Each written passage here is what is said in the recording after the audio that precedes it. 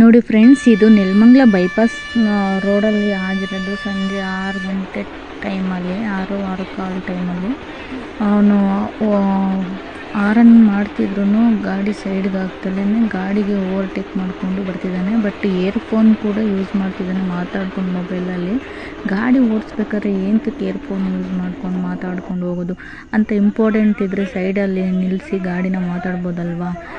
ನೋಡಿ, ಅವನಿಗೆ ಇಯರ್ಫೋನ್ ಹಾಕ್ಕೊಂಡು ಅವರು ಅಷ್ಟೊಂದು ಆರನ್ ಮಾಡಿದ್ರು ಕೇಳಿಸ್ದೇ ಇದ್ದಿದ್ದಕ್ಕೆ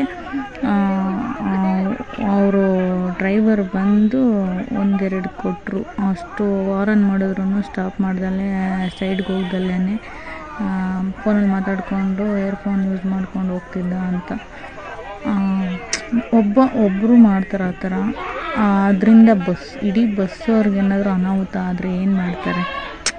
ಗಾಡಿ ನೋಡ್ಕೊಂಡು ಏನಾರು ಅಕಸ್ಮಾತ್ ಡ್ರೈವರ್ ಯಾವ ಕಡೆನಾರು ನೋಡೋಕೆ ಹೋಗಿ ಅವ್ನಿಗೇನಾದ್ರು ಗುದ್ದು ಯಾಕೆ ಬೇಕಲ್ವಾ? ಸೈಡ್ ಅದಂತ ಇಂಪಾರ್ಟೆಂಟ್ ಇದ್ದರೆ ಸೈಡಲ್ಲಿ ನಿಂತ್ಕೊಂಡು ಮಾತಾಡ್ಬೋದಲ್ಲ, ಸೈಡಲ್ಲಿ ಗಾಡಿ ನಿಲ್ಲಿಸಿ ಮಾತಾಡ್ಬೋದಲ್ಲ. ದಯವಿಟ್ಟು ಇಯರ್ಫೋನ್ ಯೂಸ್ ಮಾಡಿಕೊಂಡು ಗಾಡಿನಲ್ಲಿ ಓಡಿಸ್ಬೇಡಿ. ಡ್ರೈವ್ ಕೇರ್ಫುಲ್ಲಿ.